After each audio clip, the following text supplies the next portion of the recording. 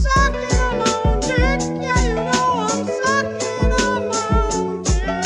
Sucking on my dick. Everybody's sucking their own dicks. Sucking on our own dicks. Everybody's sucking their own dicks. Sucking on our dicks. Yeah, you know I'm sucking on my dicks. Oh boy. We're back. Yeah. From our respective reprieves from Los Indeed. Angeles. So we've been getting a lot of comments, and what people have said is that they want me during the broadcast to be fiddling with a lot more devices.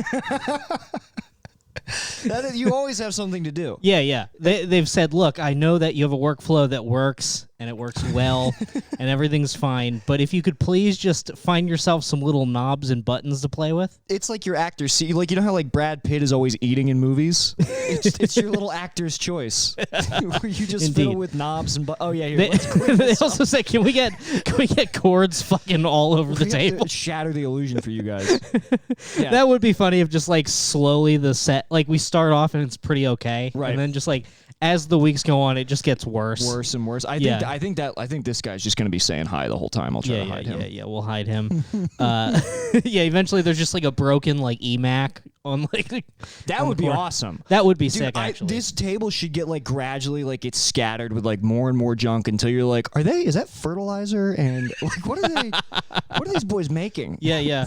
Well, like the original video episodes, which I guess we can maybe put back up. Yeah, we can now. put it back up. We just had a gun sitting on the table as set dressing. Whoa, I forgot about that. Pretty good bit. I fully forgot that we did that. Yeah, we should. There's no reason why we can't make this like, when you get a cubicle at an office, you get to make it your own. It's true. So we're definitely gonna have some Dilberts hanging up. We should. This is going to be replaced with a giant Dilbert. We're going to have a huge, beautiful mural of Dilbert, and then we'll probably have like, stress balls, articulable hentai action figures, all that stuff. Sticky notes with our passwords on them. That's right. That can be zoomed in and read. Yeah, we're By shooting the this listener. in HD, so that's on you. If you want to hack into my account, you can do it. Yeah. Not to brag, but we sprang for HD. Full 1080p. We sprang for the best that 2010 has to offer. Yeah, I was surprised while shopping for cameras. I was surprised how like rarely they release them. Oh, really? Yeah, like I didn't realize like that because you think like, oh, they'll probably release it every year, but I didn't realize Canon was just like, yeah, we did the 5D. We're just gonna chill for like 6 years. Oh, yeah. Well, because it became like the standard. It was like you get a 5D. That's the good camera. Yeah. Yeah, I guess that makes sense because you're right. There's like the Mark II. Is it the 5D Mark II? I only know a little bit about cameras. Yeah. But it doesn't surprise me because like how much more do you need? It's like you make a camera that shoots 1080p. It's like, all right, that's going to be what we need for a while. You don't jump the next year to 4K. Yeah. Well, I thought about getting 4K for this, but then I realized that I would have to buy a bigger hard drive to save the files. Oh, it's a and I nightmare. just decided none of that. I don't really want to be in 4K. I really Yeah, that don't. could really only hurt us at this point. Do you remember, like, this is kind of like a hack bit, but do you remember, like, right when a lot of sports broadcasts, like, switched to HD and they didn't know how to, like, do people's makeup for it yet? So, like, everybody looked horrible. Like, ESPN looked like a fucking Halloween show. It was terrible. That sounds pretty sick. It was awful, dude. Honestly, I think some weeks I could use makeup on this. I get kind of shiny, get kind of blown out. I think shiny looks nice. I love when people. That's my favorite kind of porn is when they're shiny. You're right. So we're gonna get coconut oil and rub ourselves down before every episode. We'll now. get oiled up, dude. Oh, we're gonna get oiled up. Every episode, right when we fade in from the intro, it should be us quickly like. Not even though we're both gaping, we both suddenly stop gaping the camera. That would be funny if just like we're just like fully butt fucking. They accidentally like hit like the switcher, but it's like it's like an old like analog like video mixer, so it's like a long fade. Like they're trying to cut away, but it's like fading too slow. It's crossfading with just a different angle of us butt fucking. Then we do like the faux Mr. Rogers, like, oh, we didn't see you guys there. Yeah. Yep. And then you pull back and somehow it's expertly blurred. Like we couldn't figure out the camera angle, but we have like live blurring. Every show should start with us having a nude mishap and then getting dressed like article by article. Mr. Rogers, I'll say it, would have been a different show if he was nude. Yeah, it should have been in reverse. Yeah. Should have walked in, put his sweater on. Yeah, I wanted Mr. Rogers to start in, he's wearing just tennis shoes. And then he unties them, as he famously does. Mm-hmm. No, he's wearing just Jordans, like a gangbang video. The most expensive Jordans you've ever seen.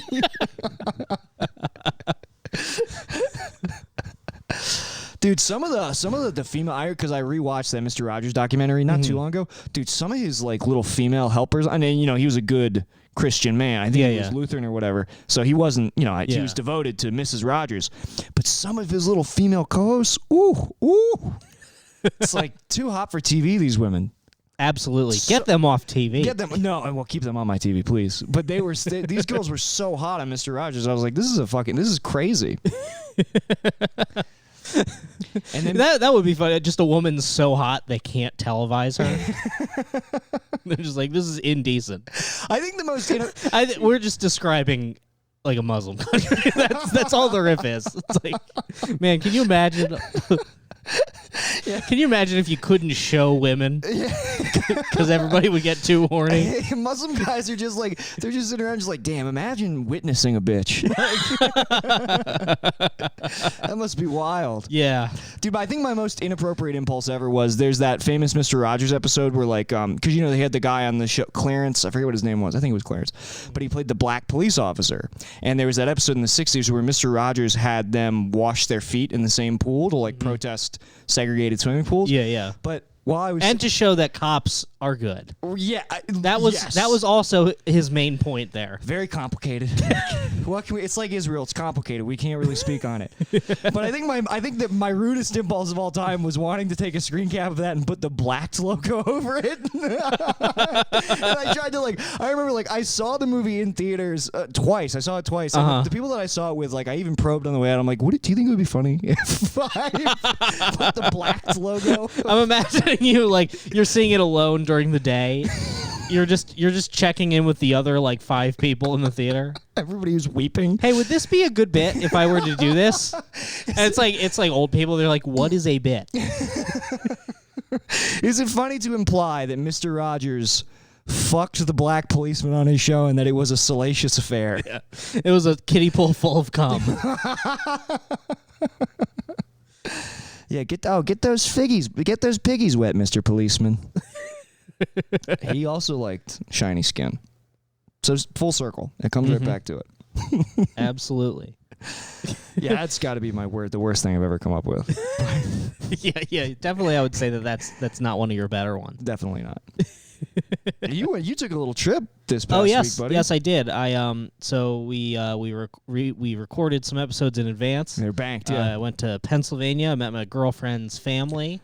Did Dad meet? Yeah, I did Dad meet. Yeah. That was cool. If you haven't watched that, check that out. It's a hilarious episode. It was a lot of fun. Both episodes. First one I thought was really funny, and then the second one got kind of sincere in a fun way. Oh, I don't know. I don't have that RSS feed, and I mean, I guess it's $1. I guess I should subscribe, but I'll have to get somebody send that to me. If you have it, send it to me. But yeah, it was a lot of fun. I did talk about this on Dad Meet, but I feel like I would be remiss if I didn't mention it here. You have to. The very first night that I was at my girlfriend's parents' house, I was peeing in the bathroom, and I thought I had locked the door, but I hadn't. And her dad just Kramered into the bathroom, and I caught a distinct down up. and as I said, they keep a cold home, I must say. Right. I just been flying. That's not a great dick. Now, does the airplane affect your dick? I think so. I think that I find that all the changing of pressures, it affects 2 things: my dick and my turds. Really? Yeah. I don't know if I've had that shrinks my experience. dick. It shrinks it and makes it very moist. Right. And my turds, it turns into like spheres. So it's like Yeah. so it's like if we're talking like so your dick is like boiled pasta. It shrinks and gets soft, and your turds are like boiled eggs. They get hard and spherical. Yeah, I would exactly describe my post airplane shitting as like laying 5 eggs. Oh my god, dude, that's awful. It's no good, I must tell you. You're just getting a little boil action while you're up in the air. I don't know why that is. Oh, for sure. But yeah, so the very first night that I was there, my girlfriend's father saw my very small penis. Now, when you say when he crammed into the bathroom, you mean that he burst in and then said, "Look, look, look!" Look, he's certainly not a boop. If I can tell one thing looking at that penis, he is not a boop. You just hear him like running. I gotta get the button fixed on here. Oh, are they broken? Well, not broken, but like they released new firmware. So that we can do 2 things. We'll be able to switch the source in OBS with the buttons. Oh, nice. And we'll also have a button dedicated to just pretending to saying the N-word. That's exactly what I want. Yeah, I thought that they updated the firmware to like stop racist podcasts. They were like, we know what people are doing with these.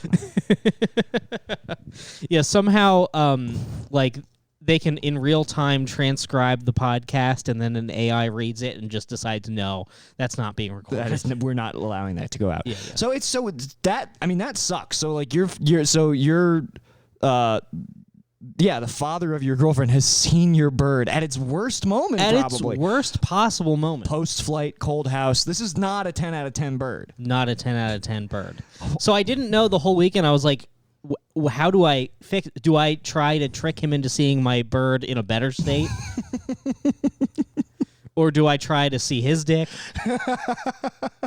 I don't know. Dude, you got to call him into the room like right as you're jacking off. Just be like, hey, man, so-and-so, come on in. And then like he comes in, he sees you hard, and you're just like, you do the Brendan glasses.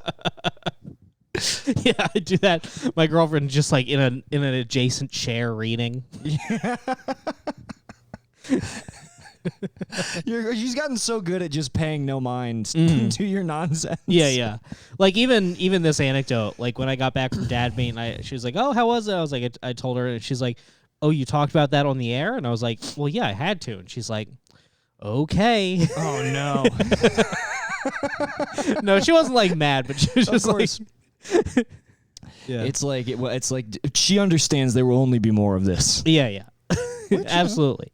I very much felt more than ever like me podcasting is that scene in The Irishman where Joe Pesci comes back in the house late at night covered in blood and his wife catches him, but then just like, just take your shoes off. Yeah, I'll clean it up. All right, I guess this is what I signed up. I knew about this at the beginning. That rocks. Yeah. But yeah, overall, I would say. Yeah, how about aside from that? Yeah, other than that, I'd say the trip went very well. Her parents were very nice. I got this feeling, like, I felt like meeting a girl's parents, it was like, you know how when you're a kid, like when you're, as an adult, when you replay a video game, you play it as a kid, and you realize, like, oh, I got like 2 levels in. Yeah. That's how I realized, like, about every relationship I've ever had. Oh, that you never did the meet the parents thing? Yeah, like this, like I was doing this, I was like, oh, I thought I've like been in relationships before, but oh yeah, I have not. What's the longest relationship you've been? Like how long and how many long ones? Well, I haven't met like a girl's parents since like I was young enough that like you had no choice because you lived with your parents. Right, so you had to go over and meet them. Yeah. Interesting. Mm-hmm. Okay, yeah. You had to go over, meet the girl's parents, and then hopefully get laid afterwards. Right. Yeah, depending on how it goes. Yeah, dude. Oh, that's right. Yeah, dinners at parents. Like supervised date dinners at the. Let's see who this young man is. That kind of whole thing. Yeah. The worst ever. Like and when they you're just that ask, age. like, so what are you? It's like, well, I'm going to film school. Like, oh, are you now? Yeah. Is that what you think you're gonna do? Yeah. Yeah, it's meeting parents I remember it getting easier. Like by the time I was like meeting girls' parents when I was like in my 20s, it's like it wasn't nearly as nerve-wracking. I also think that like I had a kind of a succession of like cooler parents where it's like it wasn't like an interrogation the whole time. Mm-hmm. Although there was one father who just like kept trying to hit me with like facts about movies that just like weren't true at all. Like he was watching Fargo. Oh, and there's no possible way you didn't correct him each time. Yeah, well, I had to. She told me to stop because there was one night he was like watching Fargo. I was like, oh, I love Fargo. He was like, yeah, you know, it's crazy. It's based on a true story, and I'm like, no, it's not. They just said that. Like that's just that was like a marketing thing. He's like, no, I think it's a true story. I'm like, I'm pulling up the Wikipedia page right now. I'm like holding the phone to his face, just like, look how wrong you are. Mm-hmm. Man, just imagine when you meet your girlfriend's parents, you're just going to be like haranguing them about the Snyder Cut. Yeah, I don't think I'm ever going to meet my girlfriend's parents. I don't. No, I mean that's not a joke. I don't think I ever am. But that's just that's a complicated subject. Yeah. I sense I'm not supposed to ask why.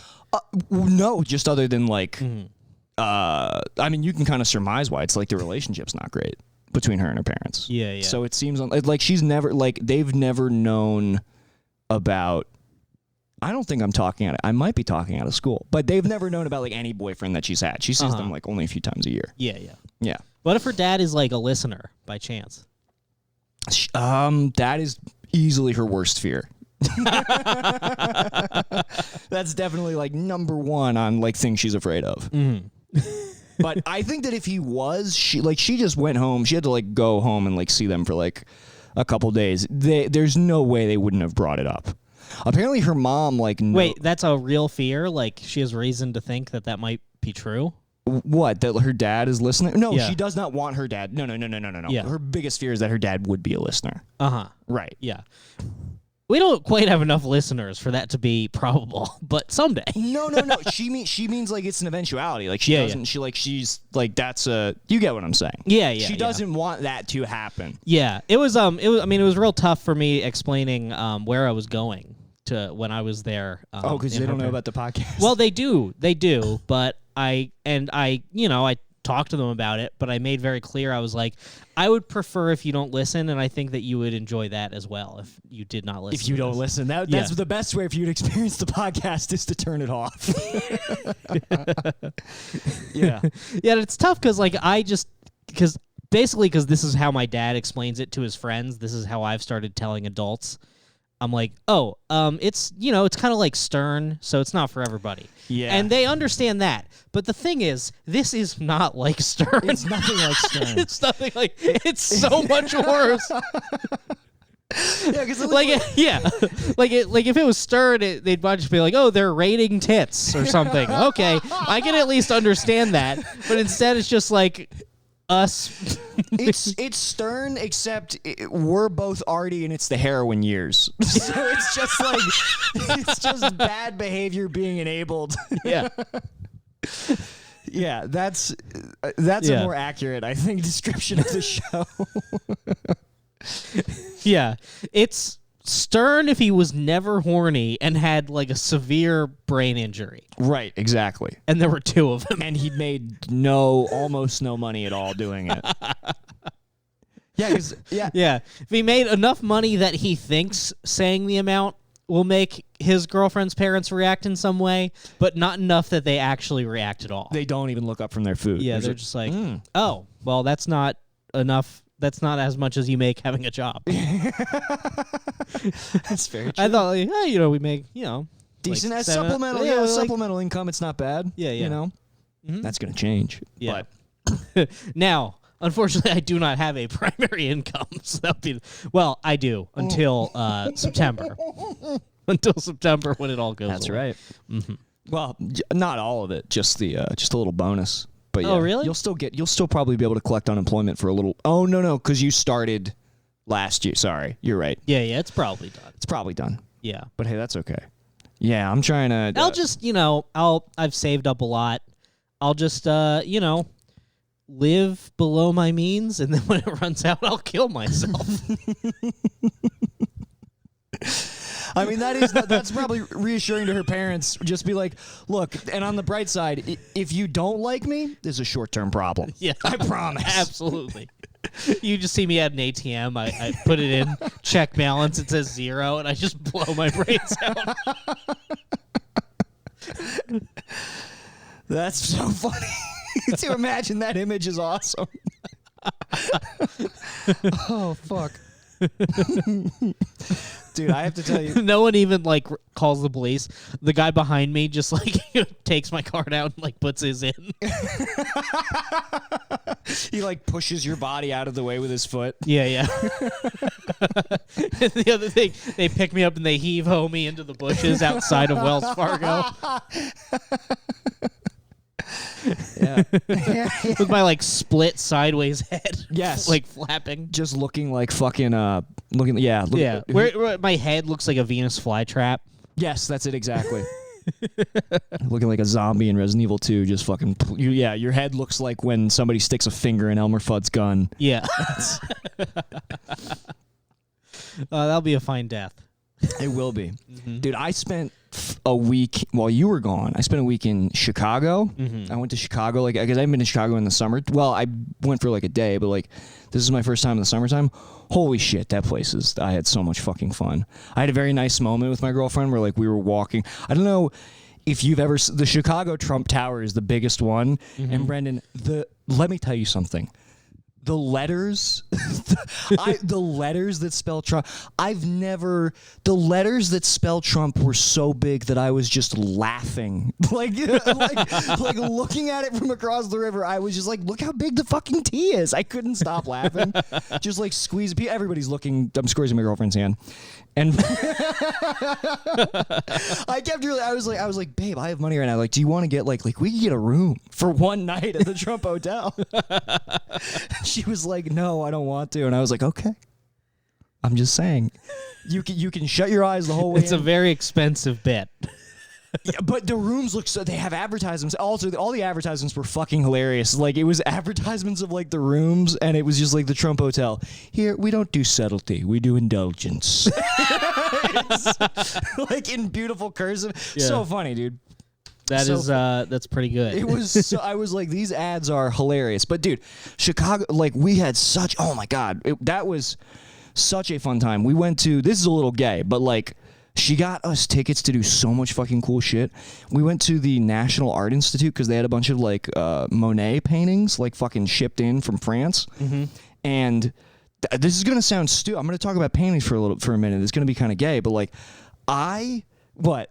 I was just remembering some of the art that you were sending us, and it just made me laugh. It's like, I appreciate art. I like a lot of art, but it is funny how much art is just like, you really got away with it. So that was the bad art. We went to two. That was the bad art gallery. That was in a hotel. So like there was a hotel that like had an art installation. And dude, even like we're watching one of the art installations or one of the photo galleries was just women with guns. And it's just women holding guns, and it's got this paragraph long dissertation just like, you would be amazed what people project onto these pictures of just ordinary women and a gun. A totally contextless pairing of images. And people come up with and like we're just looking at it just like, I don't know, these just look like shitty photos. Like these, like my favorite one was the menorah that was made out of machine guns. I was like, damn, I agree. I was like, and then the one you sent, it was the falling man from 9/11. Like printed onto a feather. Yes. And what was it called? It was called Icarus. 21st Century Icarus. Because I always said he deserved what happened to him. The falling man on 9/11 is a classic example of hubris. God, I love that kind of like that person is retarded, and they thought they were so brilliant. Absolutely, dude. They're like, damn, no one's drawn this parallel. Nobody and ever... certainly there's not an extremely good reason. Dude, I mean, there was one. Yeah, look, those people at the top of the towers, they were getting a little too big for their britches, if you ask me. Dude, I posted one on Instagram. There was one that was like. It was like this abstract painting of like two men. One of them looked like he might have been Donald Trump, but he didn't have a face, and there was like a weird, like sketchy smoke. And I just posted with a caption, "Hey, try painting a mountain next time." This fucking sucks, dude. But that's why the juxtaposition of like seeing like I'll say this. I think that we didn't need any new art past 1990. Like art probably not. No, art past 1990 doesn't really make sense. You know, like it's like when Keith Haring died. That's like the last like kind of original artist I can think of. And then everything since then has been like bullshit. Like none of it's been great. Like there's been great art like music and movies, but that was why going to see fucking Monet, where like I had only Like, I get impressionism now. Because I'd only seen, like, photos of it. But the whole fucking thing is, like, you look at a Monet painting and from, like, 20 feet away, you're like, oh, what is that? And then you get closer, you're like, oh, yeah, it's, like, very clear what it is. But then when you get right up to it, you're like, this is nonsense. It's just splotches and dashes. Like, that person is a fucking irregular blob, and it looks clearly like a person from, like, middle distance. It sounds stupid, but I was literally just like, holy shit. I get it. This is insane. And then she got us tickets to see Terrence Malick's Days of Heaven on like 35. It was like the fucking, I love her so much. She got me such. That is a very Nick gift. This woman understands you. Well, it's our favorite movie that we like seen together. So we went to see it on like 35 millimeter. Like, holy shit, like, it was amazing. Like, we like, look, we both cried a little bit at the end when he's. Yeah. Well, I haven't seen it. Oh, okay. But, I won't. Yeah. It's really, really every good. movie makes me cry now. I don't know why. You should see this one. I don't know why. Every movie makes me cry, and like any movie, like for some reason, I am suddenly very afraid of death. I've talked about this on the show before, but like, especially like every animated movie involves like someone's like mom or wife dies or whatever. Yeah. Like every Pixar movie, and I just can't handle it. Yeah, dude. You know, cartoons. Yeah, that's what cartoons are now. I don't know. I've never I don't know, it's only the last year or so that I've like considered the future. So now the idea that it could like be taken from me, right, makes me so steamed. Yeah, dude. Oh, doesn't it piss you off thinking about the Reaper's cold touch? Mm-hmm. That horrible scythe. Yeah, I've like it really upsets my girlfriend when I say this. Like I've said before, I'm like, yeah, if you died, I would probably be a broken man forever. I mean, fair, Yeah, fair. yeah. Like, and I was like, like I said that, and it was one of those moments where like I wasn't looking at her while I was speaking because I think we were like laying down. Oh, so I just kept speaking. Oh my god! So I'm just like, yeah, I'd be like a broken man forever. Probably, I'd like immediately move to the woods or something. It'd just be me and like a dog and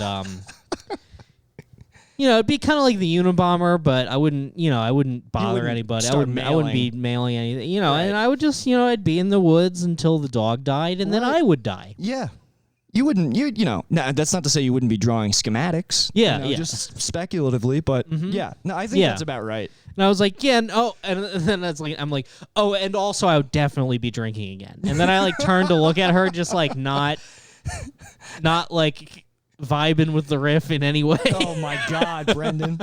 And I'm like, just kidding, I would actually be fine.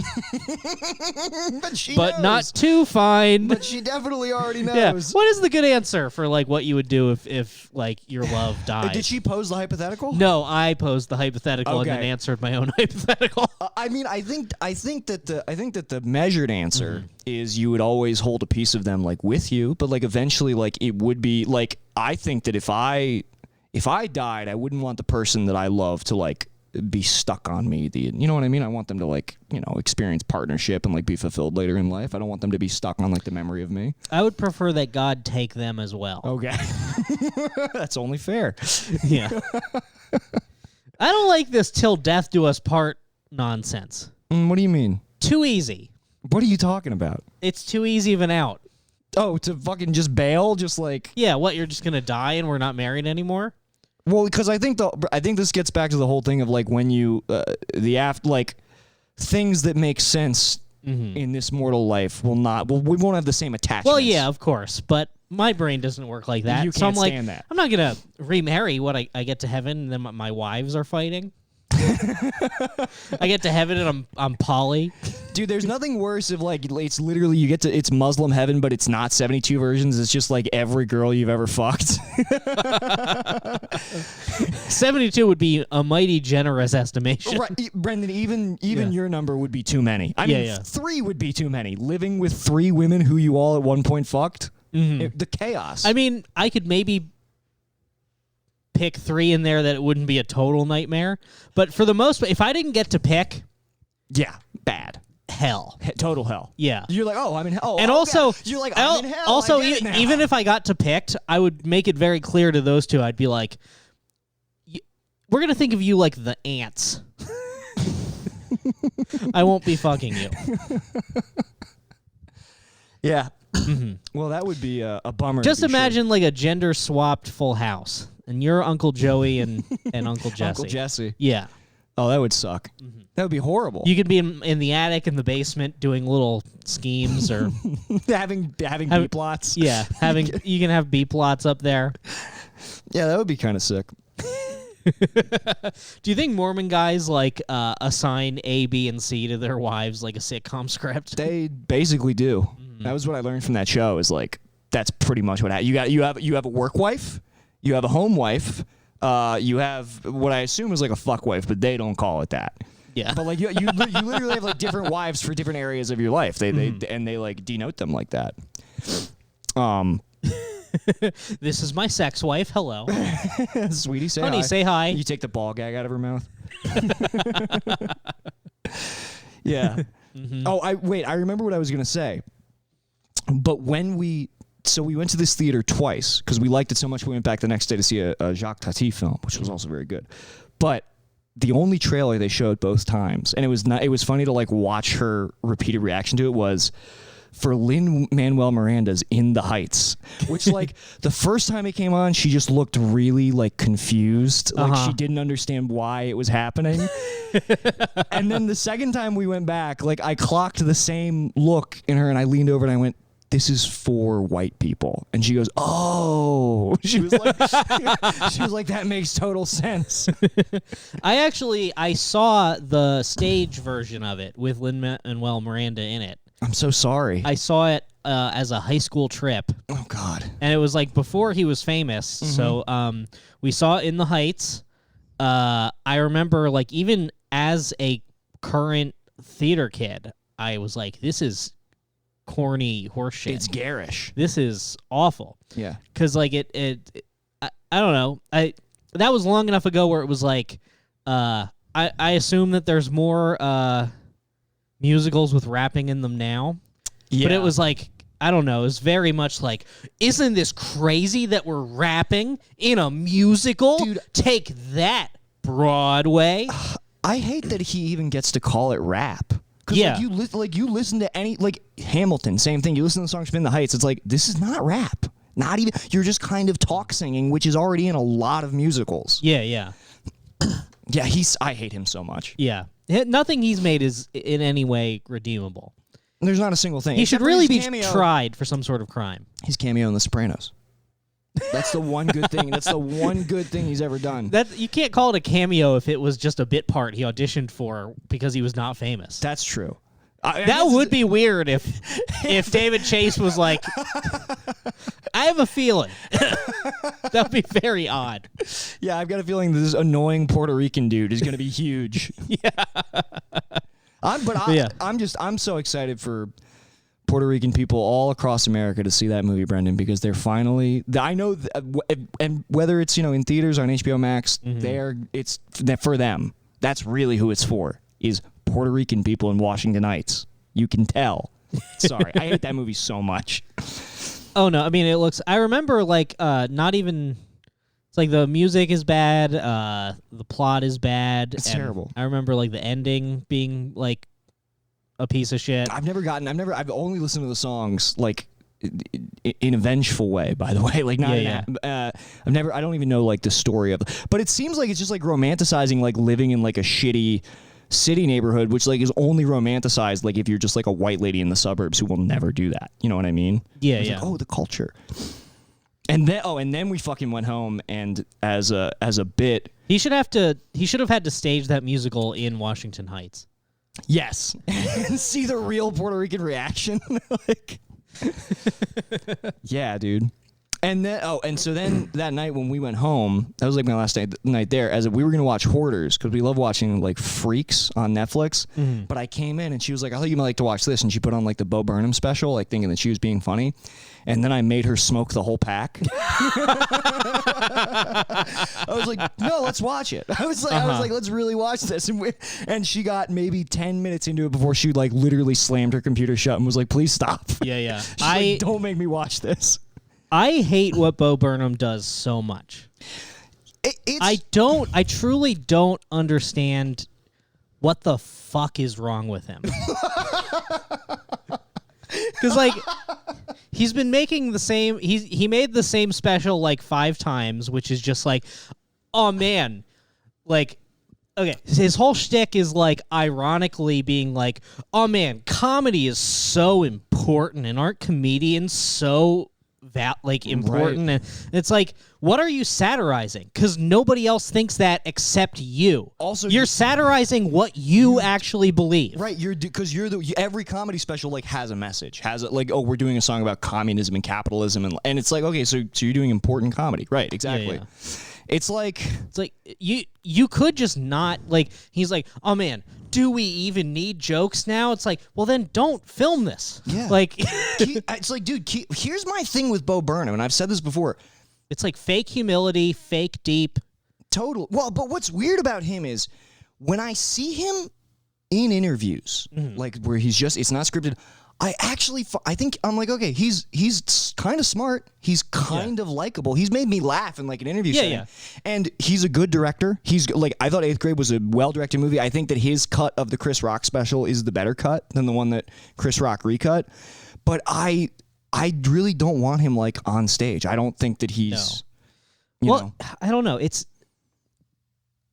I'll even go as far as to say he's probably a funny guy, not filtered through like 10 layers of like irony and self-loathing. Yeah, he seems fun. Yeah. Like I'm saying in interviews, he's funny. You're like, this is an affable guy. Like his last bit, which I don't remember when that was. I bet Netflix has cut this bit out, but it was the only one that was good. Oh yeah. The one where like he's like singing, and then there's like an off-screen voice that like sings back, and then he like sings again, and then the voice just like there's like a record scratch, and the voice calls him a faggot.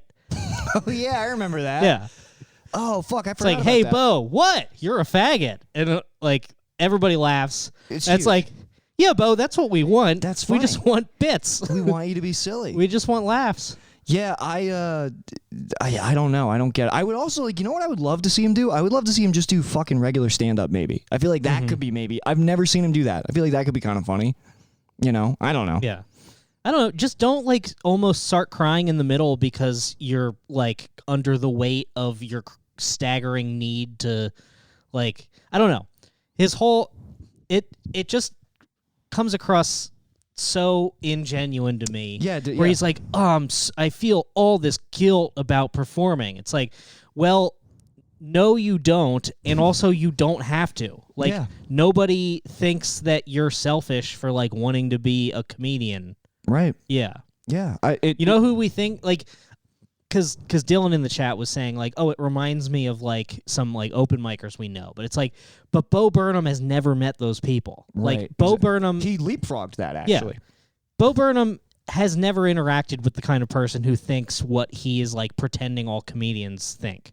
Right. Yeah, no, completely. I fully agree. It's so funny. This is, I mean, I shouldn't even be saying this, but, well, maybe I'll dance. I'll just say it. He was at my job 2 days ago on the night I wasn't working, and I found out, like, while I was still boiling with rage from like the 15 minutes I saw of this special.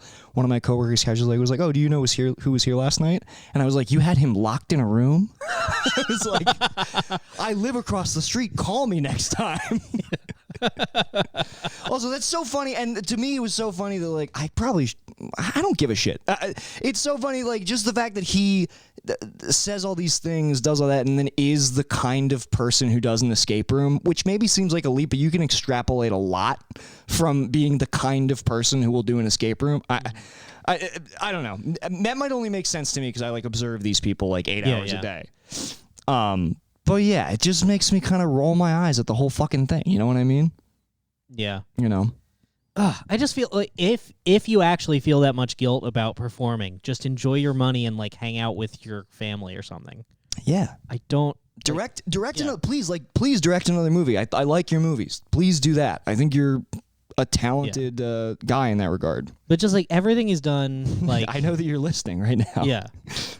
Like Art is Dead is disgusting. Oh god, dude, I fucking remember when, because even that I was like, that album, Comedy Central special, like it's some things that maybe musical comedy's not really my thing, but like that song is a fucking like glaring sore thumb. Yeah. Very, very, very weird guy. So I don't know how it ends. Maybe I'll finish it. I mean, I assume that he Hopefully, it ends how we would have ended it. what, hanging from a rope? Yeah. Ugh, God damn it. Yeah. And that's it seems like everyone likes it. Well, yeah, that's all the reviews are like, Yeah. are like you name. But here's the thing, dude. Have you trusted a critical review? Have you trusted a single critical review like in the past? No, but Like- also like I don't know. Occasionally I go on the stand-up subreddit just to like basically check the temperature of like what like insane open micers think about various things.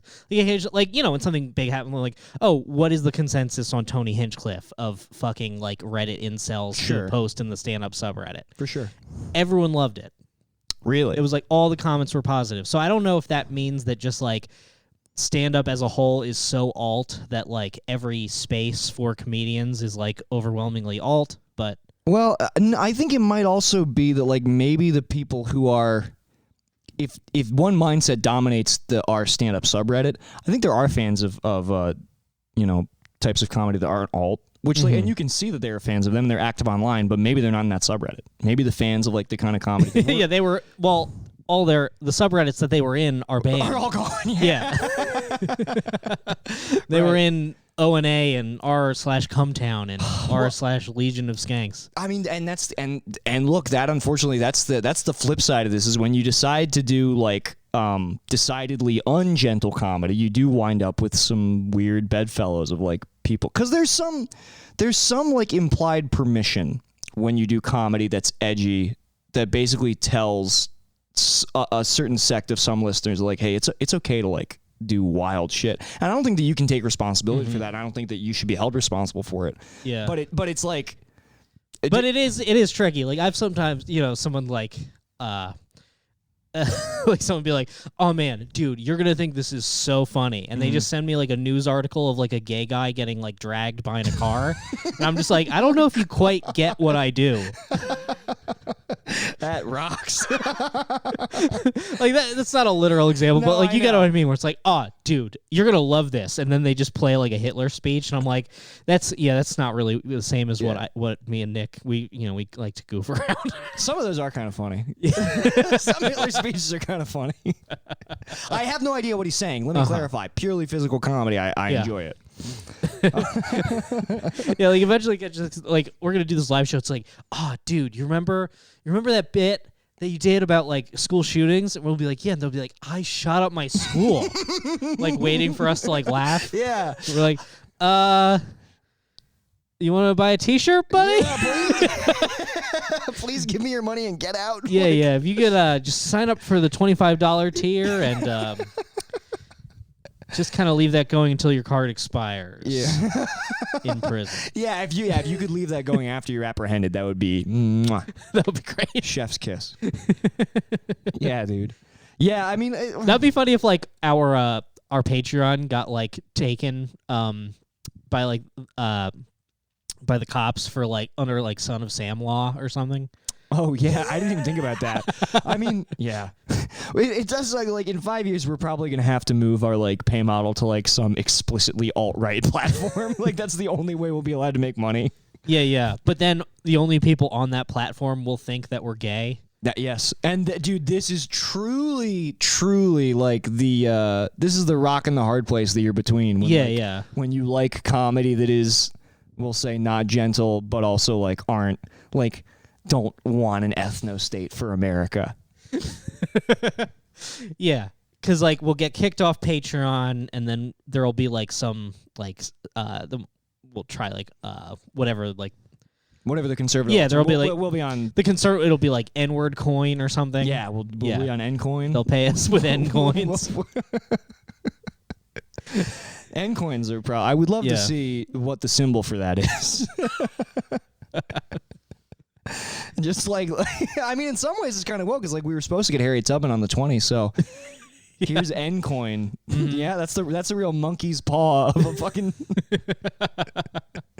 Sometimes I think about like when we get into conversations like this, how many people listen to this who like don't like, because we get listeners sometimes who like they're probably like, oh yeah, I really love wait, don't tell me, and then Do we get those? No, I mean not probably not, but like we get People who are not like like what you would think of as like fans of like edgy in the I don't same know. sphere, We get people who just like the hard times, and then they start listening to this, and then I imagine they're like, "What the fuck is going on? What the hell is Endcoin?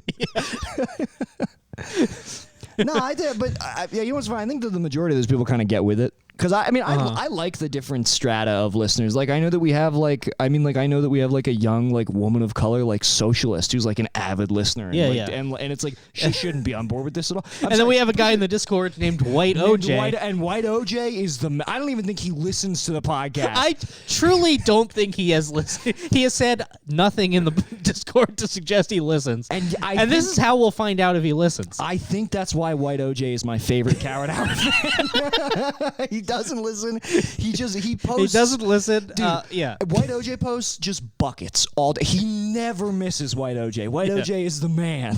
I also love that like he has it's as close as we've ever come to having to moderate in any way, where it was just like, look, man, please don't say the N-word. Like you're not gonna get banned. We're not even gonna delete that post. And it's cool because he was basically like, okay, I'll do it only out of respect for you. And I I was like, thank you. That's who you should be doing it out of respect for. Certainly not, another group. Yeah, White OJ's the man. Salute to White OJ.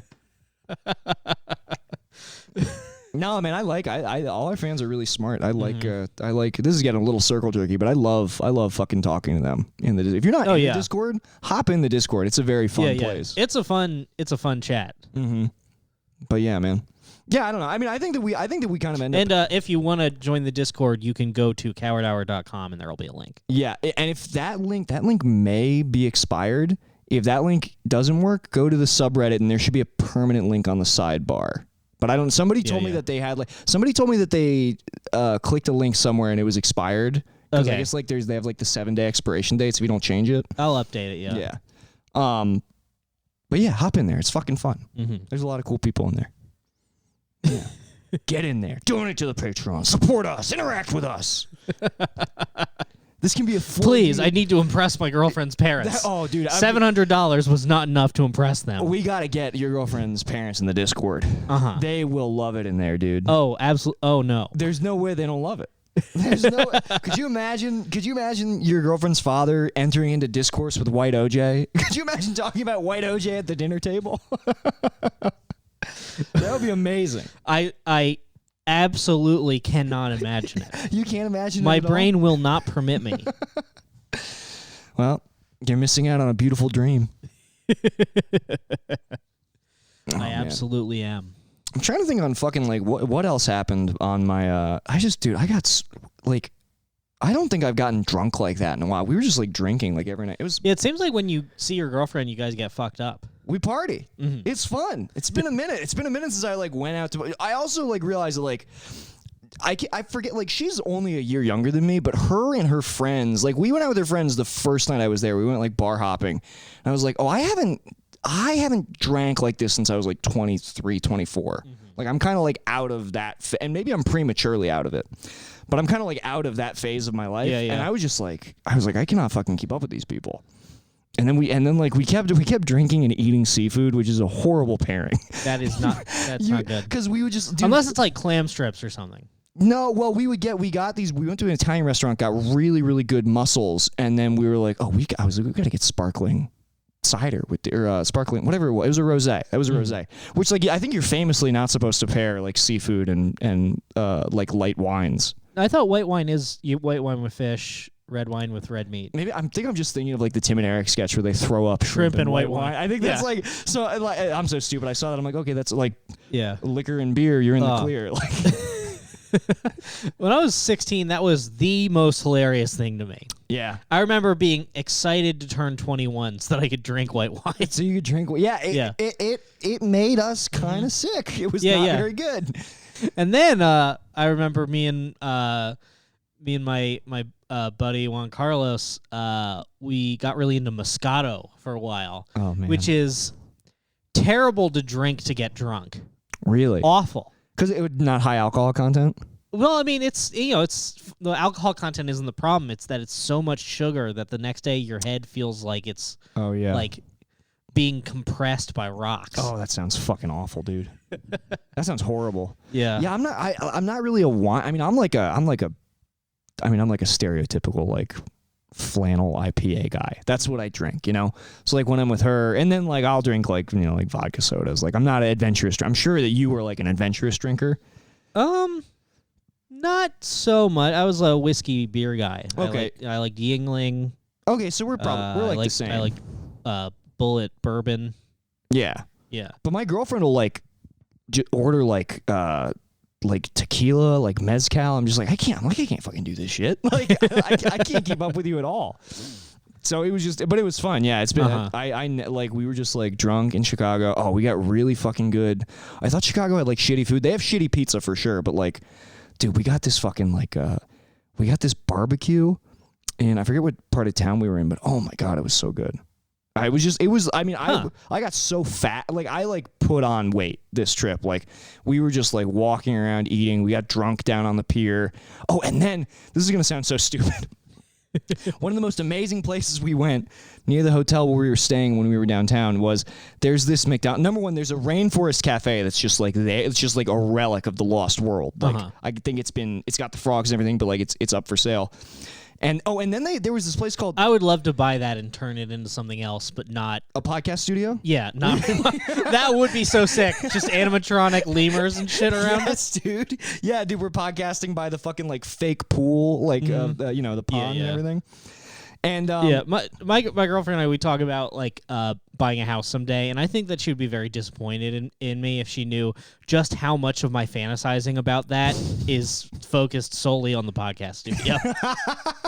I mean, you have to take it into account. Mm-hmm. You have to. Yeah. But so there was this McDonald's. This is gonna sound so stupid, but there was a McDonald's, and this McDonald's was like. Because all the architecture there is amazing, and this McDonald's is like a work of art. It's like this monolithic glass cube that has an orchard on top. Now, what are they growing and where are they sending it? I don't know who goes up to fucking like get the shit off the orchard. But the orchard is not related to the McDonald's. It's just a McDonald's, and also there's an orchard. It'd be funny if like Grimace was trapped up there. Just like pressing against the glass. Please help. and this McDonald's, so it's just this giant glass cube McDonald's is open 24 hours. And we spent so much. That was like, of all the restaurants we went to, we would just keep returning to this McDonald's. Like it was like a crystal calling to us. And we got drunk one night. So like we got drunk on the pier. And we showed up and they were like, the McDonald's is like swamped at like 11 p.m. And it's like, there's 3 people back there. And like, it's just like drunk white people like, and they're fucking working hard. They're getting swamped with orders. And it's just like drunk, like white people yelling at them, calling them fucking stupid. They like gave this father and his son, and they got all the orders right. And his dad was like, well, you got my fucking food right at least. Took you an hour. And we were like empathetically drunk where we were just standing there just like, I can't believe how horrible these people are being. So I gave them like $60. When I got my food, I just like shoved like a crumpled $60 into like the woman at the cash register stand. I was like, this is for everybody. I was like, you're working. I was like, you're all working so hard, and I just want you to know that we see how hard you're working. It was like, dude, I basically like Sandra Bullock like blindsided them. I just swooped in like a white savior for these hardworking Latinos behind the counter. And then the manager probably reprimanded her for accepting tips. No. He made sure, because the manager came up like when I handed it to him. And he said, "Who is that for?" And I was like, "It's for the whole kitchen." He was like, "Okay," and he started like dividing it. I was like, "Hell yes, dude! Nice, fuck yeah!" But I was like, I mean, in retrospect, you're basically you're fucking who's The Wire season 2. Is Ducky? Is that his name? I think so. Yeah, that's how you are with money. Is like you get money and then suddenly you're like lighting a cigar with like a flaming $100 bill. I would never.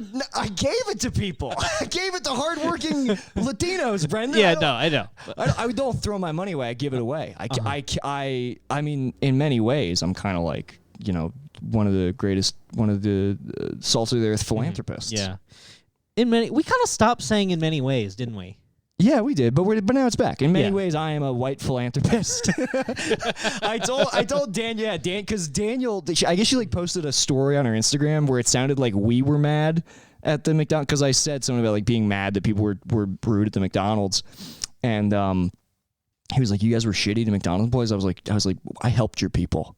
I was like, I came down from my summit to help you guys. But yeah, that was a fucking blast of a trip.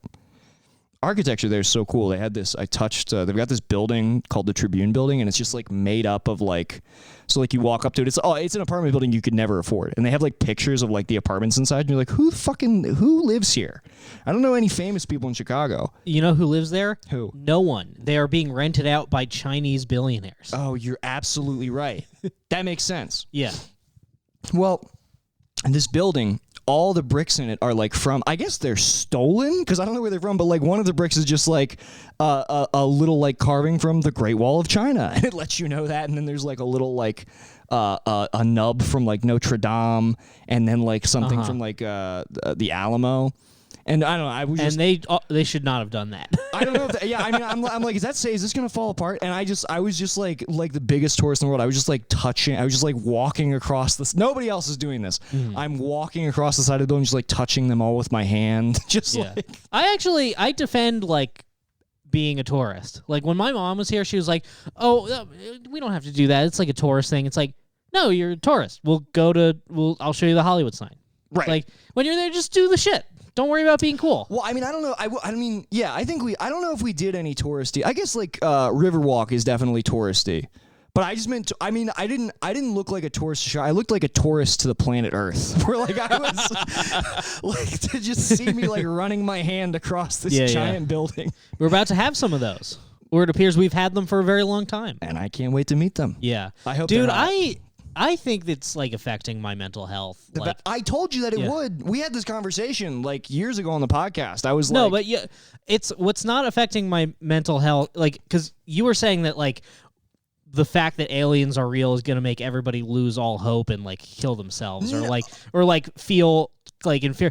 It's not that. It's like if what you were describing was a scenario where they're like, we exist. We're so superior to you that everything you do is meaninless. Yeah, deflates human achievement. That's not what I'm afraid of. Okay. No, what's affecting my health is like feeling like I need to check like subreddits every day to see if anything else has happened. Right. And then also just the fear that we're all gonna die. Yeah, you're really grappling with death. I really don't want to die. Yeah, it's never up to you. It isn't. Well, no, that's not true. Sometimes it's up to you, but it's usually not up to you. You know what I mean? You'd think that this fear of death would manifest in me being like a health nut or something. Right. One would hope, but no.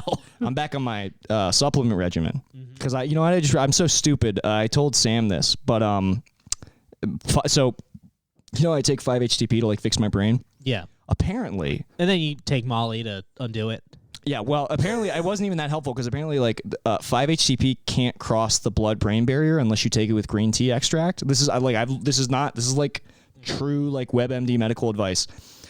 So now I've been taking 5-HTP with green tea extract, this testosterone booster, and also NAC.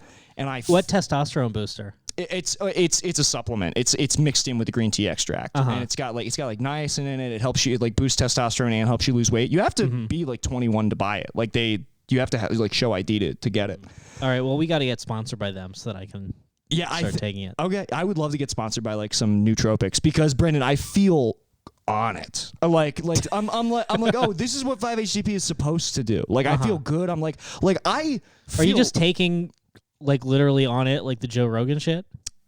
No, but I should take that too. That does sound like what I want to be. No, but I'm like, okay, now I'm like getting the effects that like I've heard people describe where I'm like, I feel happy. I don't feel depressed. I can remember things better. But you were telling us that you felt that before. I was making it up. Okay?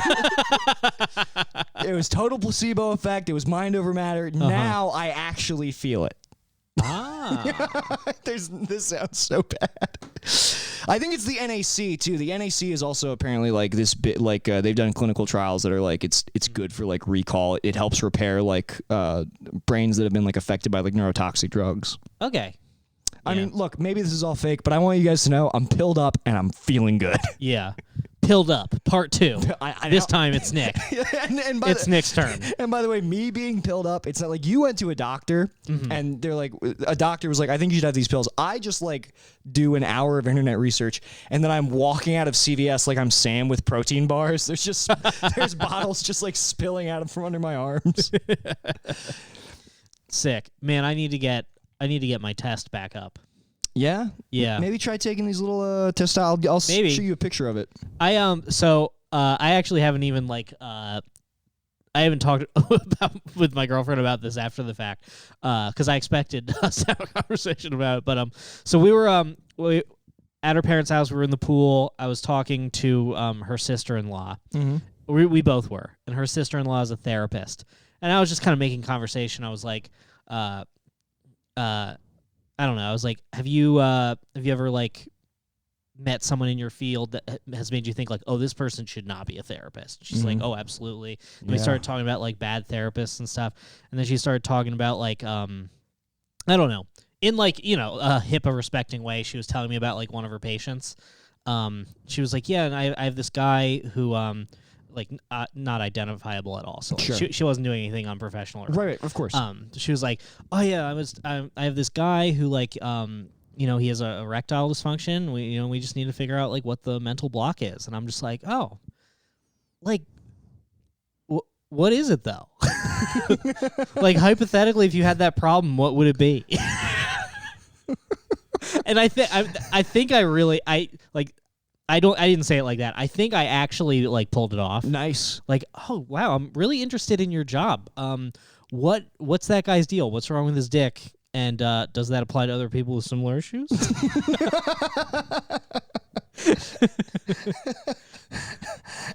Did she have mental block is, Brendan, I feel like you have so many mental blocks. Yeah. That are still unwrestled It's all with. blocks. It's all blocks, dude. Yeah. We've got it, dude. We have to pull the corks out of your brain. We gotta get the juice flowing. It's no good up there. It's no good at all. Yeah, I feel like if you can just like power through that mental block, maybe you'll have like, maybe your dick will get bigger. I don't know.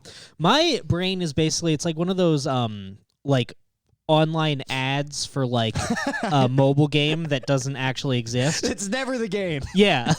Where it's just like, how would you even solve that puzzle? Like, it's like a man in like a car and he's trapped on lava. And yeah. You need to get him with a crane. Yeah, you've got to move the pipe so that the nuclear waste hits the monster. Yeah.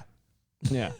My favorite ad for one of those is because you're right. It is never. Whenever you click that game, it's just like it's a weird like desktop RPG. It's never the puzzle game. Yeah. But there was an ad for one of those, and the whole advertisement was just, it's actually this game. Like those were the letters on top. I saw once like it was like a Reddit AMA where they were like, we make porn games. And they're like we make this game, like Deep Throater 9th or whatever, and they're like, ask us any question about these games. And all the comments were just like, you actually make the games? Those games exist? Yeah. That clicks through to anything? Yeah. I thought you just clicked that and then like you lose your social security number. Yeah. Yeah, man. Yeah, I have yet to play. I mean, I think what like makes me not believe those is I'm like, the graphics are too good. Like it's always like it'll be like, play this, this game will make you come like never before, and it looks like a AAA title. Mm-hmm. It looks like a PS5 game, and you're like, there's no way. There's one game on Steam. I've not purchased it or played it, of course. And I forget what it's called. But it's like, it looks like a AAA game, but it's just furry porn. Hell yes. It's like it looks like Assassin's Creed, but with like cat girls that you fuck. Oh, well, there's a lot of money behind furry shit, dude. I guarantee you they crowdfunded that through the community. Probably like probably like a Rockstar budget. Yeah. But yeah, perverts like have great production value. Like I'm still kind of working on it, but I haven't touched it in a while, but I was working on the Coward Hour, dating sim game, which maybe that should be like a Patreon tier. Maybe that should be like when we hit 2,000. Oh yeah, something. give it to some people. Yeah, because it's turning out to be a lot of work. But anyway, definitely. I've been in like a Discord of the people like using the engine that I'm writing it in, which is, I mean, it's not like anything super complicated. It's RenPy. But anyway, the one channel is just like not safe for work, and I was like, what is that? And I click on it, it's just like, hey guys, let me know if I rendered the cum right on the asshole, and then it's just like a photorealistic like CGI rendering of like a hentai woman. And the reason why perverts, the reason why they whether it's like DeviantArt or hentai games, like the reason why there's so much effort put into it is because it's the only way they can come. Yeah. They have to. It has to be as good as humanly possible. Maybe that's why Jeff Bezos is doing this. Maybe he can only come in space. He's got. Maybe an angel came to him as a boy and told him, "You will only ever come in space," and everything since has been to that end. I mean, zero-G cummies would be sick, dude. Yeah, they would. That would be amazing. Do it coming on a girl's face in space. Dude, it would be amazing. Just imagine coming on a girl's face from 20 feet away, and like you come and the force sends you back. That would be. This is what I'm saying. Like because I guess there's cameras. Like, but before there weren't always, because the tech wasn't always good. Do you think some astronauts were like, we have to fuck each other? It's too crazy not to fuck up here. Yeah, even like when like the first time when they went to the moon, when it was like 4 dudes.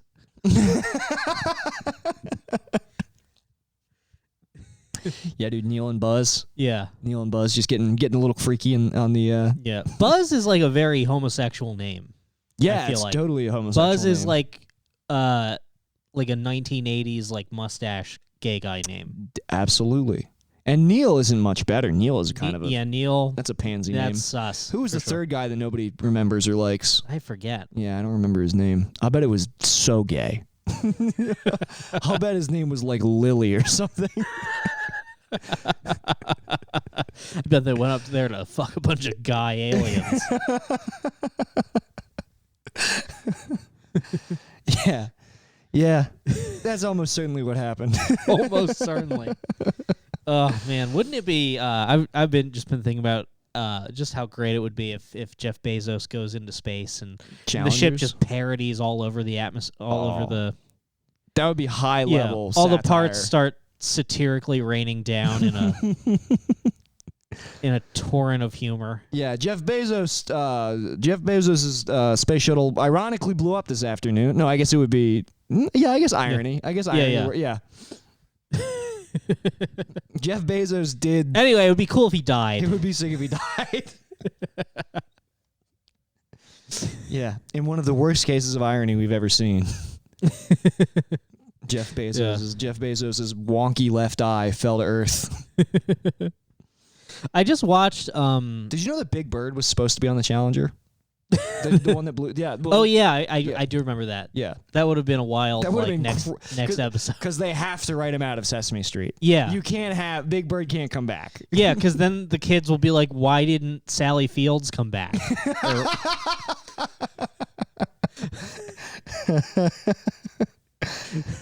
Oh, that's fucking funny. Yeah. What were you saying? I didn't mean to I was just gonna say it was making me laugh, like because I was watching this like Frontline documentary on Amazon that came out last year. Because I've just been like, I don't know, I'm bored of all the streaming services, and I just go on Canopy and watch like PBS like so much better. Yeah, it's great. But it just makes me laugh, like what all those guys looked like 10 years ago. Oh yeah, dude.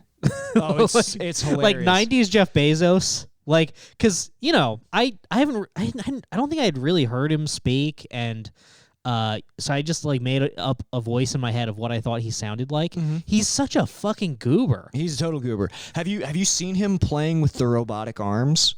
Yeah. We're going. Yeah, his laugh is insane. It's evil. He has a straight up evil laugh. Yeah. Yeah. He's the word, dude. Young Jeff Bezos, young Elon looks so bad. Yeah. That guy looks terrible. Zuck is the only one who like got less handsome. Yeah, he was like more handsome as a young guy. Oh yeah, dude, he was big man on campus. Because I think like I bet Jeff Bezos and Elon Musk, they probably pay someone to just like stop them before they walk out on a stage and like put their hair right and shit. For sure. Where Zuck is just like, no, I want to look like Caligula. Yeah, Zuck looks insane. Yeah. He looks like he literally like did you know this? It's factual, he gets that haircut because he wants to look like a specific Roman emperor. Really? Yeah. That sucks. Yeah. Wow. So that basically, sucks. he's getting a haircut to look like what you can sculpt hair to look like.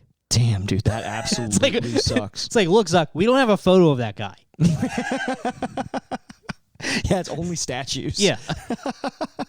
I think that you're off track here. He looks like he's like getting his skin like lightened. Yeah, like, yeah. His skin, he looks like fucking. Well, everybody makes a comparison, but he looks like Data off Star Trek. Yeah, he does. a very pallid complexion.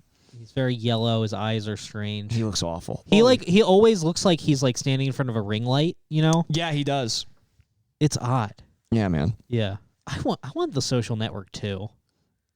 What? Just like following up, like what? Yeah. Where we are now. Like, I don't think that there's even I guess you could do I don't know. It'd probably be too like soy or like you.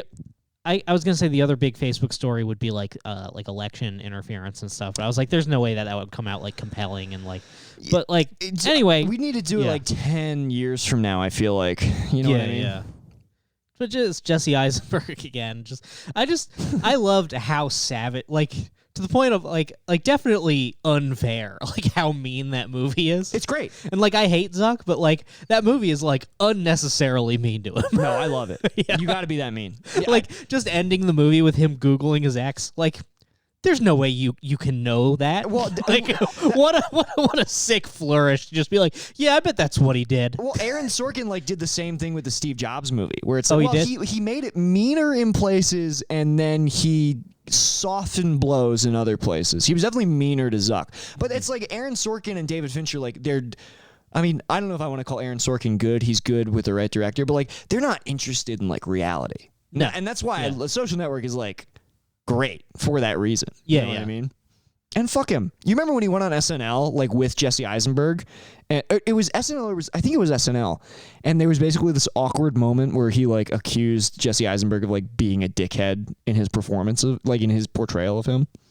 I don't remember that. Look it up. Yeah, it's really awkward. They tried to do the Eddie Murphy, Stephen Wonder thing, and it was just autistic. Yeah, that's right. Yeah, man. Yeah. Fuck that guy. Damn. How sick it is that our reality is ruled by just autistic emperors. You know what? But it's always been this way. Before. No, I feel like before kings like had some charisma. Yeah, but they were literally retarded.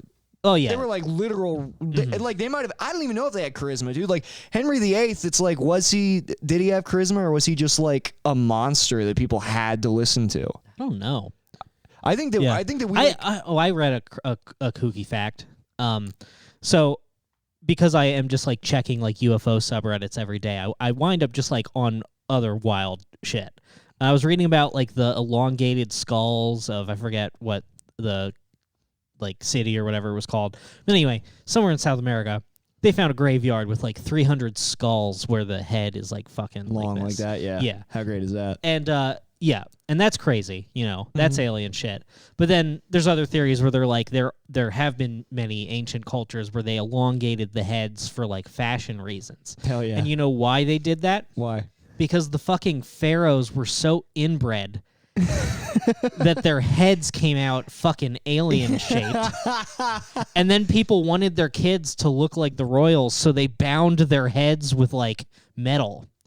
Well, that or aliens built the pyramids. Yeah, and yeah. While they were there, they were like, "You see this? This is cool." They're like, "You do this, Yeah. or else." I love these websites that I've been stumbling on where like you think it's just like an archaeology website and it maintains that for most of it. So it was like talking about these heads and like different theories, and it was saying like these heads actually don't have the seals with the plates like human heads do, which leads us to think that, and like the placement of like the like neck hole or something leads us to think that this might be genetic. And then after all this like science stuff, then the author is like, And that's why these were definitely the Nephilim. The Nephilim. I love the Nephilim, dude. Beware the Nephilim. I mean, he was like, yeah, they were in South America. They drilled out. They got the bone powder and they ran DNA tests. And somehow they're all from Samaria. Yes, dude. Yes, I do. I used to listen to. There was some interview with the director Richard Stanley where he was just like fucking going off about the Nephilim. I would watch like on repeat when I was younger. Yeah, I mean, that's all true. You got to get a Gaia TV subscription. Do you know about Gaia TV? No. It's like this streaming service for like crystal retards like me. And like, because Sean Preston texted me. He's like, have you seen this Gaia TV shit? I'm like, you got to subscribe. He's like, what? I'm like, you've got to watch everything they have on UFOs. And he's like, it looks stupid. And then like 30 minutes later, he's like, I'm watching their Atlantis videos. He's like, this shit rocks. Yeah, you got to watch Gaia TV, dude. Yeah, I don't know. I found the subreddit r/high strangeness. That's just like, look, we're not a UFO website. We're not a we're not a UFO subreddit. We're not a Bigfoot subreddit. We just know you're into this kind of vibe, so we're just gonna throw whatever we got at you. Dude, somebody sent me oh man, I wish I could remember what the subreddit was called, but it was they found like evidence of like technology or human remains that like dated back like billions of years, like basically like there was a theory that like there was like an advanced. I mean that we have entered full retard territory, by the way, on this. As we're 75 minutes into the podcast, but basically there's this theory among these groups that like we've already had advanced civilizations like on Earth, like not necessarily maybe through extraterrestrial interference. That sounds so stupid. But no, I mean, we've just already been through a cycle. The right? Earth's old as fuck. It's If old as billions. fuck. Yeah. There were cars before, and now there's cars again. That's basically what these people are saying, you know? I mean, you can't argue otherwise. Really. You just don't tell me that you know otherwise, because you don't. You know what you know, and I know what I know. All right. And never the two. And you know what I know is real? The Nephilim. The Nephilim are beware. Beware the Nephilim. I think that I can't remember if the Nephilim are friendly or not. I mean, the fact that they were like given like respectful burials, maybe they were nice. I don't know. The Nephilim. It was human women breeding with angels. Is that it? Yeah, that's it. Yeah, that rocks. How hot is that, dude? Yeah.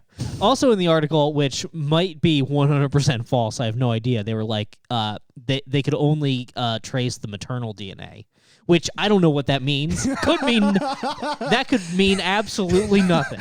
Yeah. But I read it and I was like, damn, it is the Nephilim.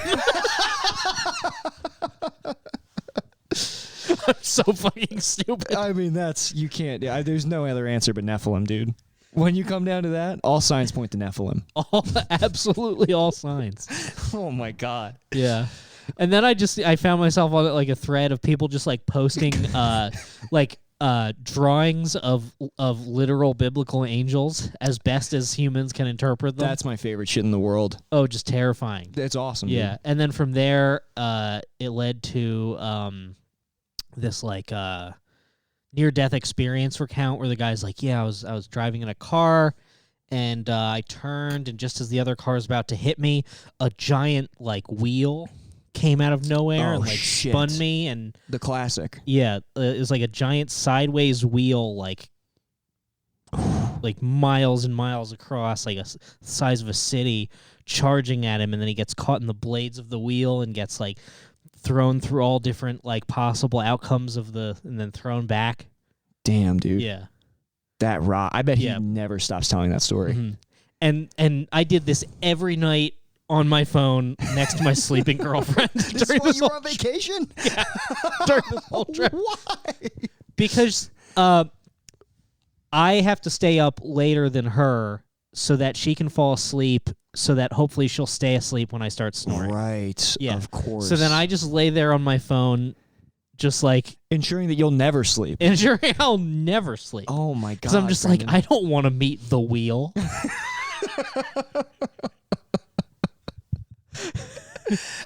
It's so hard to size up the intentions of the wheel. You know what I mean? The wheel, really, most likely up to no good, I'll say it. Have you ever gotten into like? You should really start. My favorite one is like Mothman. You ever get into Mothman? Oh, as a kid, yeah.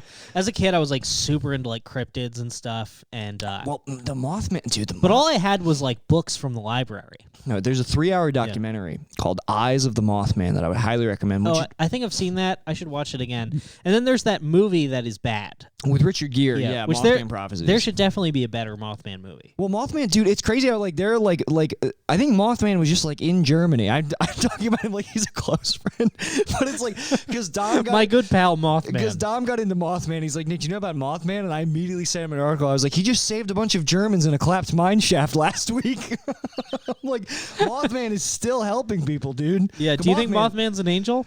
Well, I mean, it's weird because he's connected to extraterrestrials and the Men in Black. Like, the guy who seems to be tracking him is this fellow Indrid Cold, who may or may not be, some kind of. I don't know if he's a tall gray, but he's definitely.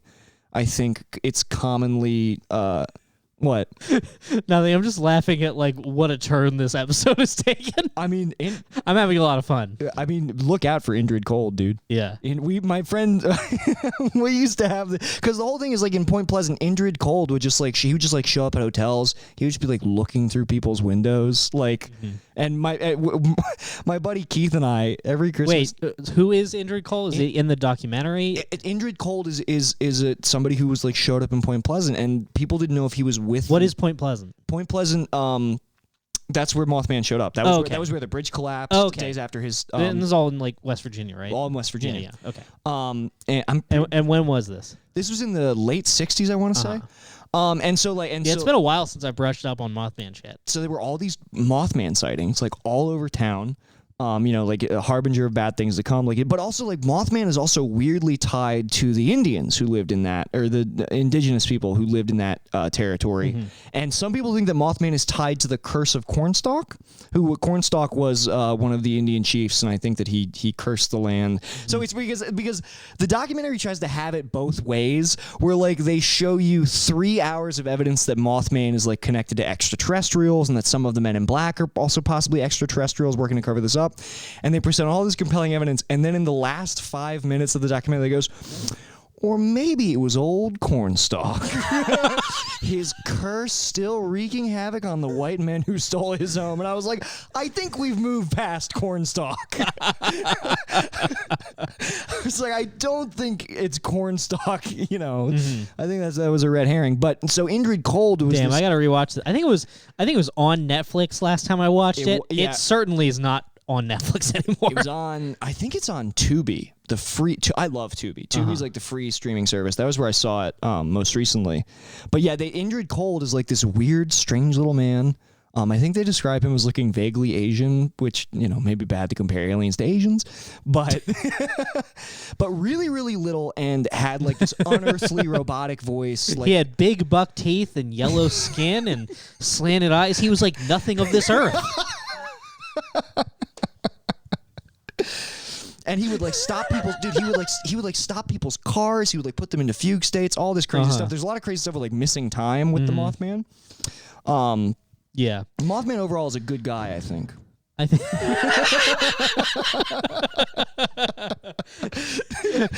In many ways, it could be said that Mothman is good.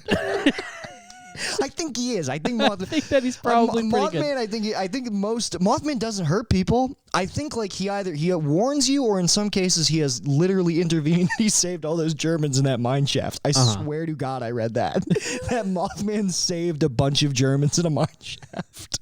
That sounds right. It sounds right. You can't say that. I really have no way of arguing against it. But we used to every time, but because there are so many stories of like. Dude, we're schizophrenic. We're so stupid, dude. But that's what I've been worrying. I'm like, because like suddenly, like I don't know, like I'm meeting my girlfriend's parents. UFOs are real. I'm just like, I am in an institution.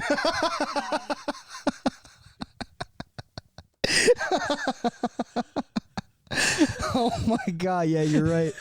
You're absolutely right. You're just gonna wake up one day completely padded cell. Let me out. I have to do my podcast. And they're like, okay. And then they lead me out and you're there. The podcast wasn't fake. That's the only part that was real the whole time. Either that or it's you and me sitting at the cafeteria table in the institution holding ice cream cones. They've completely melted. We're just covered in sticky milk. We're just pulling our eyes to the side while doing black voice. Oh my fucking god, dude. Yeah, we're just doing black voice, and all the black lady nurses are just like, they at it again. There's just a janitor. There's an older janitor and a new janitor. He's like, boss, what are they doing? Every day they get together, do something they call a podcast. Yeah. And the young guy's like, what's a podcast? And the older janitor's like, nobody knows.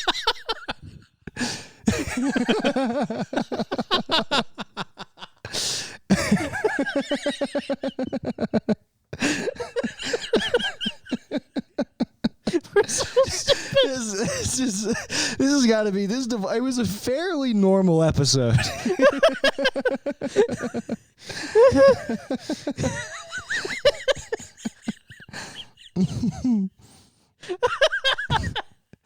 Yeah, dude.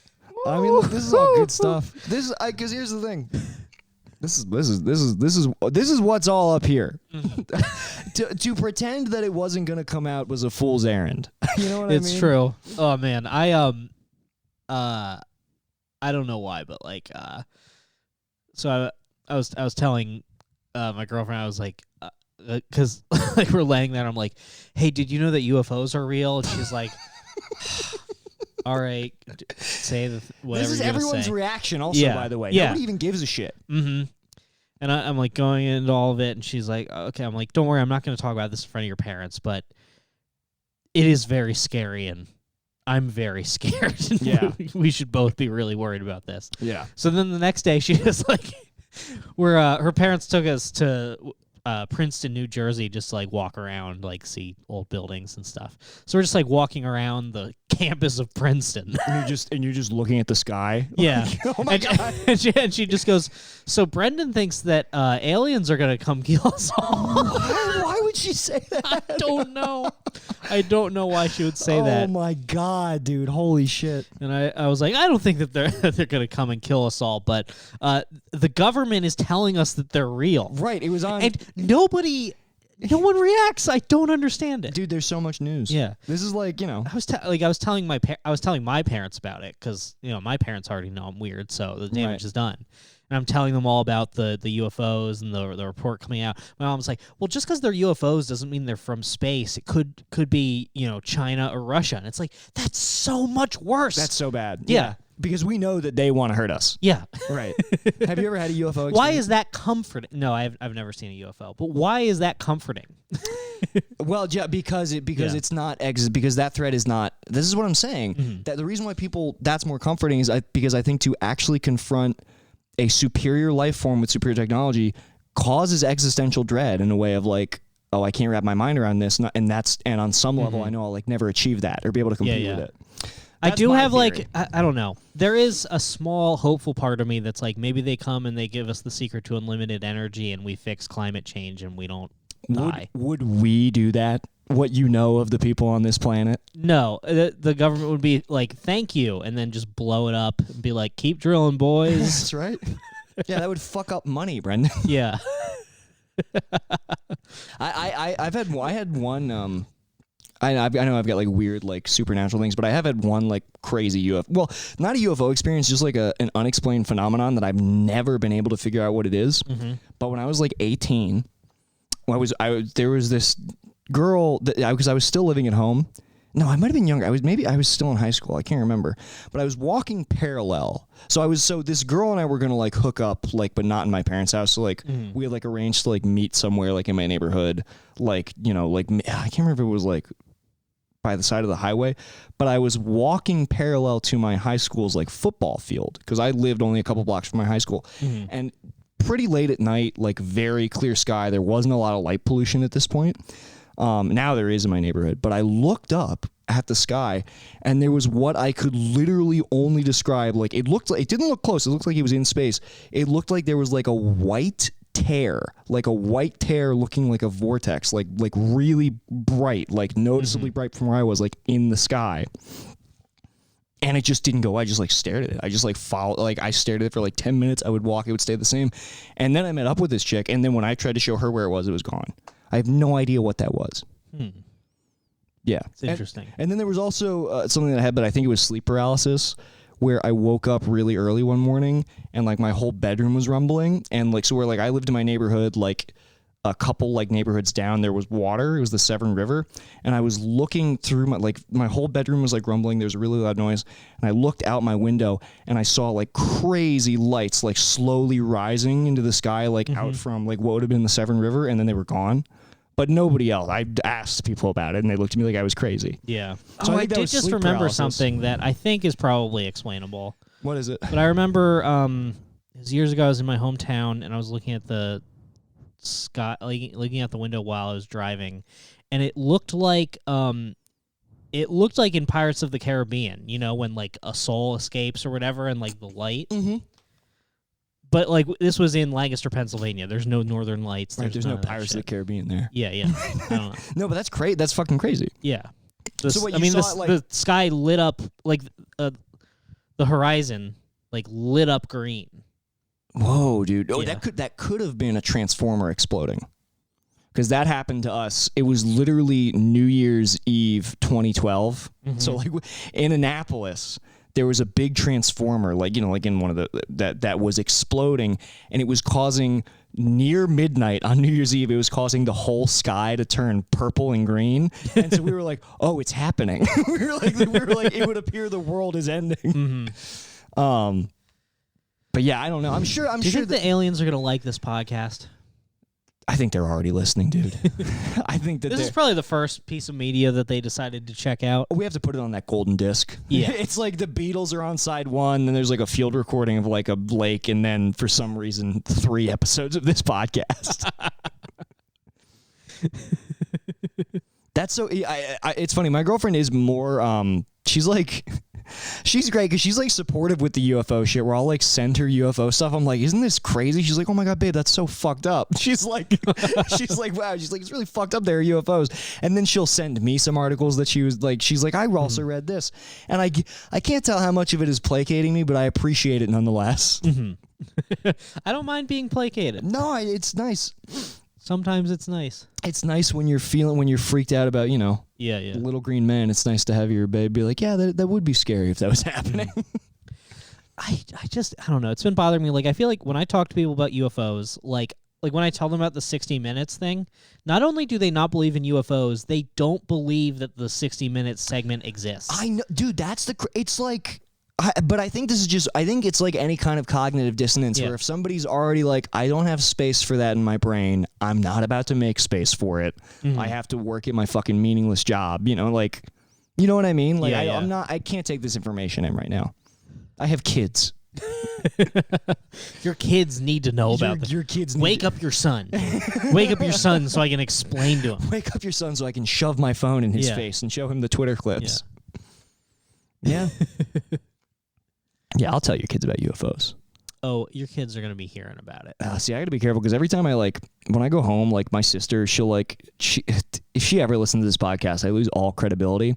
Because like when we go home, like she's into some like conspiracy related stuff, like concerning like, like Fauci and stuff like that. And I always have the same thing. I'm like, Emma, come on, like be reasonable. Is that a reasonable thing to think? Yeah, and if she listens to this, I'll never get to say that again. All I need is my sister to be like, yeah, tell it to the Nephilim, Nick. Yeah. It does suck, though, because, like, I don't know. Like, the people who are going to be on our side about UFOs also think that, like, masks cause COVID. And, if you back me up on the UFO thing, maybe I can meet you in the middle. I really need some allies in this fight, okay? I mean, aliens probably made COVID, dude. Probably. That's where I'm falling. Yeah, the UFOs are probably how China deployed COVID. Does that sound wrong to you guys? Or does it maybe sound like the only plausible solution? I really can't think of a single explanation other than that. we should get off the air right now. I think we've given them far more than enough, dude. I think so. At first, I was like, oh, we're at an hour and a half. Maybe we could stretch it to 2 and then cut it in half. But then I'm like, no, we gotta. I think this has to be experienced as one. You know what I mean? Yeah. Like, what time is it now? I think it's late. I think it's like almost 10. Yeah. I was gonna say play it the times that we recorded it, but no. Play this at exactly 11 p.m. so that at midnight it goes off the rails. That's kind of fun, dude. Yeah, start at 11. Yeah, it's like how you sync up like you like sync up movies on New Year's Eve. Yeah. So start this episode at 11. I mean, if you're hearing this now, it's already too late. So I guess we'll make a note in the episode description. All right. On July 10th, we will be doing a live podcast at the Auto Bar in Baltimore, Maryland. Yeah, so many people are asking me for tickets. I swear I'm like a middleman in the situation. The ticket link is probably going to go up after this weekend. I will post it everywhere. I'm going to start posting the poster because Ethan LaGreca, who's a listener, did an awesome poster for us. It's like the coolest shit ever. I'm really excited to share it. T-shirts are back in stock. If you didn't get a T-shirt, there's a bunch back in stock. Go buy those. They're on the Hard Times shop. I'll put one of the links back in our social media bios. And join the Discord, join the subreddit. Hell yeah. Cool. And watch the 60 Minutes segment on the UFOs if you haven't. Take it and understand it. Talk to your kids about it. Talk to your mom about it. Talk to anybody who will listen about it. Yeah. Call me, put your kid on the phone. Hang up your own receiver. You don't need to listen. Please do not listen to what I tell your son.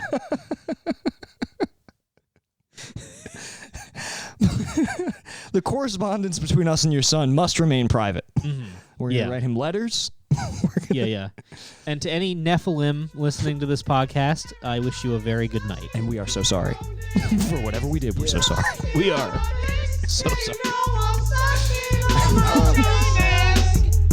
Knock, knock, open up, it's me, the crazy, shady, faded fucker, so rock the G. See a lady, make a baby, lead her on in peace. Only time I give a fuck is for my own release. That's why I own these streets.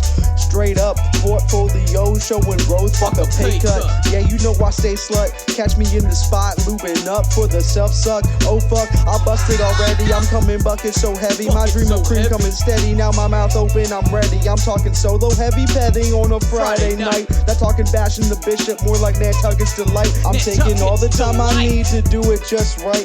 Got my candles in the fishnets cause it's on tonight. Oh, that's right, it's time to fillet. No need to debate me, I suck until I go ooh-wee and spray my white pee-pee. I got that ski.